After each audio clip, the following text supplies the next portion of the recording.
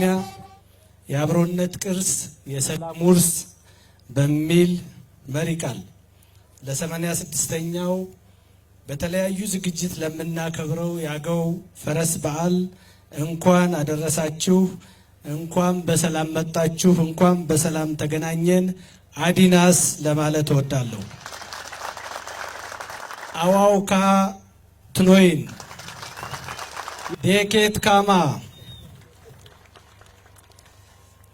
ዛሬ በዚህ ታሪካዊ በዓል አደባባይ ስንቆም ሁለት ነገሮች በአይነ ህሊናችን ይመጣሉ ብዬ እገምታለሁ። በአንድ በኩል ፈረስ በኢትዮጵያ ታሪክ የዋለው ውለታ ሲሆን፣ በሌላ በኩል ደግሞ ይህንን ውለታ ለማስታወስ የአገው አባቶች የሰሩት መታሰቢያ ነው። ይህንን የፈረስ በዓል እንደ ባህል ሁሌ እንድናከብረው ላስጀመሩንና እስካሁን ላስቀጠሉት የአገው አባቶችና አለቆች ክብርና ምስጋና ይገባቸዋል። ክቡራትና ክቡራን፣ ፈረስ በአገው ዘንድ አድራሽ፣ አራሽ፣ አዋጊ የክብር መጎናጸፊያ ነው። ለትራንስፖርት፣ ለእርሻ፣ ለጦርነትና ለክብር ይገለገሉበታል። ይህም በመሆኑ ፈረስ ሰርግን፣ ልደትን፣ ክርስትናን፣ ለቅሶን፣ ክብረ በዓልንና መሰል ክዋኔዎችን ሁሉ ያጅባል፣ ያደምቃል። የአገው ሕዝብ ከጥንት ጀምሮ በዕለት ተዕለት ሕይወቱ በሐዘኑና በደስታው ፈረስን ከተፈጥሮ ጋር እያዛመደ ይጠቀምበታል። ክቡራትና ክቡራን፣ ፈረስና ኢትዮጵያ የሺህ ዘመናት ትስስር አላቸው። የኢትዮጵያ የወል ትርክት ከሚሆኑት አንዱ ፈረስና ፈረሰኛነት ነው። ከሰሜን እስከ ደቡብ፣ ከምስራቅ እስከ ምዕራብ ፈረስና ፈረሰኛነት የኢትዮጵያውያን ሁሉ ባህል፣ ክብርና ምልክት ነው። በሲራራ ነጋዴዎች አማካኝነት የኢትዮጵያን ቋንቋዎች፣ ባህሎችና የወግ ዕቃዎች ያስተሳሰሩት ፈረሶቻችን በቅሎቻችንና አህዮቻችን ናቸው። የአንዳችንን ምግብ ለሌላችን አድርሰዋል። የአንዳችንን ልብስ ለሌላችን አልብሰዋል። የአንዳችንን የቤት ዕቃ በሌላችን ጓዳ ውስጥ አስገብተዋል። የአንዳችንን ሸቀጥ ለሌላችን አከፋፍለዋል። በመጨረሻም የዛሬዋን ህብረ ብሔራዊት ኢትዮጵያ ሰርተዋል። ነገር ግን ለፈረስ ትልቅ ክብር የሰጡት የአገው ህዝቦች ናቸው ብንል ማጋነን አይሆንም። የፈረስ ታሪካችን በአድዋ ዘመቻ ወቅትም ታይቷል። ከ8000 በላይ ፈረሰኞቻችን በዘመቻው ተሳትፈዋል። የኢትዮጵያን ሰንደቅ ዓላማ በአድዋ ተራሮች ላይ በክብር አውለብልበዋል። ነፃነትና ሉዓላዊነቷን ጠብቀዋል።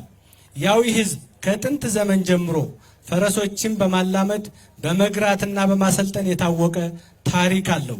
በዚህ የተነሳ ኢትዮጵያን ከውጭ ወራሪ የተከላከሉ ፈረሶቻችን ከተገኙባቸው አካባቢዎች አንዱ ያዊ አካባቢ ለመሆንም በቅቷል።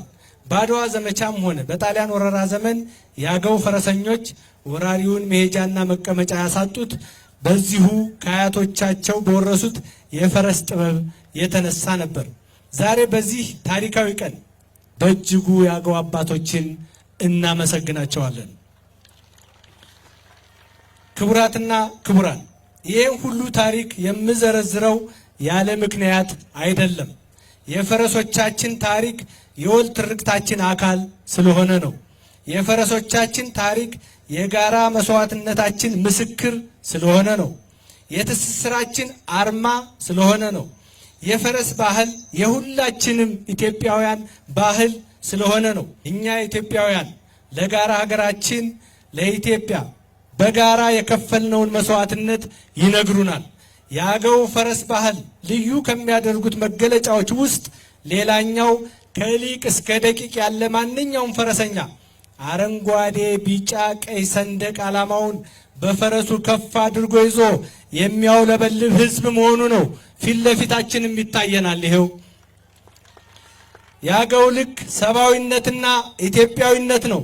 አገው በእናት ሀገሩና በኢትዮጵያዊነቱ አይደራደርም። አገው ህብረ ብሔራዊ አርማ ያለበትን አረንጓዴ ቢጫ ቀይ ሰንደቅ ዓላማውን ከፈረሱ በላይ ከፍ አድርጎ የሚያሳይ ጀግናና ኩሩ ኢትዮጵያዊ ሕዝብ ነው። የሀገር ልኬታው ይሄው ነው። ወደፊት ቢቻል በዚህ በዓል ላይ ከተለያዩ የኢትዮጵያ አካባቢዎች ፈረሰኞች እየመጡ የሚሳተፉበትና ህብረ ብሔራዊ አንድነታችን የሚጎለብትበት በዓል እንዲሆን ምኞቴ ነው። ፈረሶችን አልምደን ገርተንና አሰልጥነን ለነጻነት ለሉዓላዊነት እንደተጠቀምን ሁሉ ዘመናዊ ቴክኖሎጂን ፈጥረን ገርተንና ከሀገራችን ሁኔታ ጋር አዛምደን የምንጠቀምበት ዘመን ላይ እንገኛለን። ፈረሶቻችን ምድሩን እንዳዳረሱት ሁሉ መኪኖቻችን ቀጠናውን፣ አውሮፕላኖቻችን ሰማዩን፣ መርከቦቻችን ባህሩን፣ ምርቶቻችን ገበያውን በአዳዲስ ቴክኖሎጂዎች ማዳረስ ይገባቸዋል።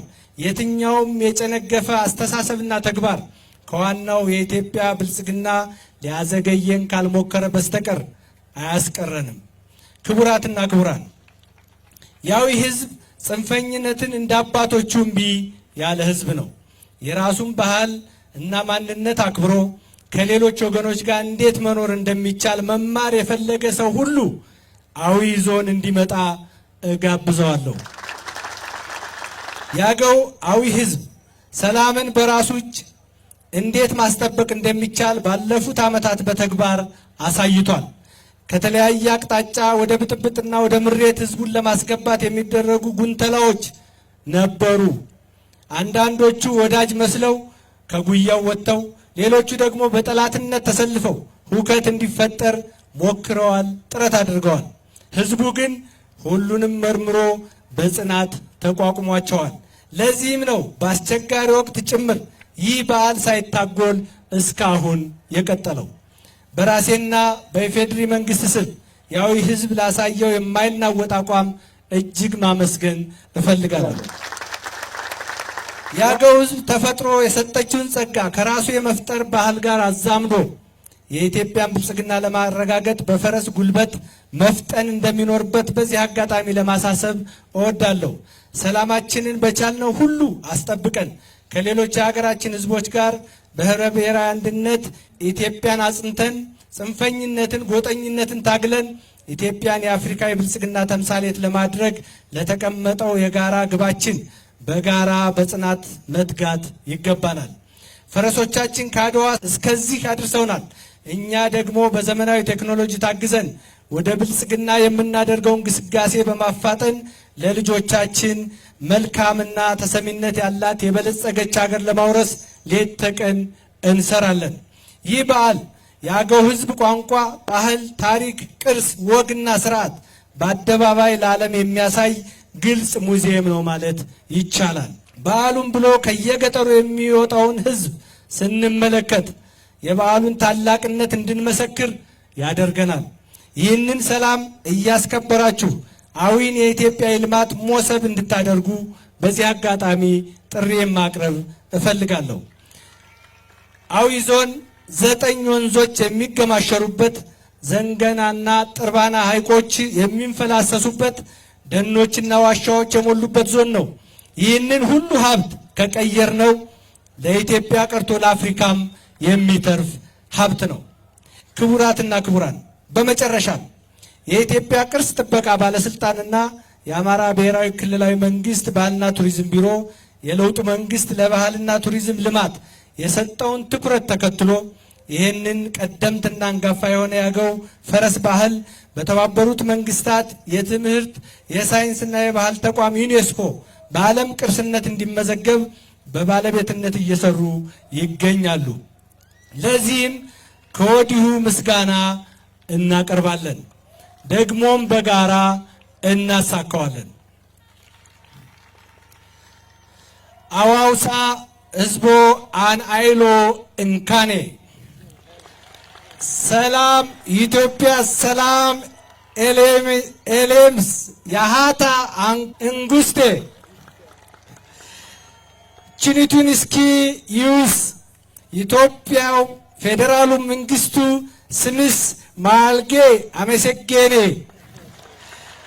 አሊ ዳዲኪ እንኳ ስዊቲ ጽካ ዋልታንቲስ አዊ ፌሬስቱኒ ባይልስ ታምጹናስ ችኒቱ እስኪ አይሎ ጋሼ ችኒቱ እስኪ አይሎ አመሰገኔ ዲቫኒምቦ።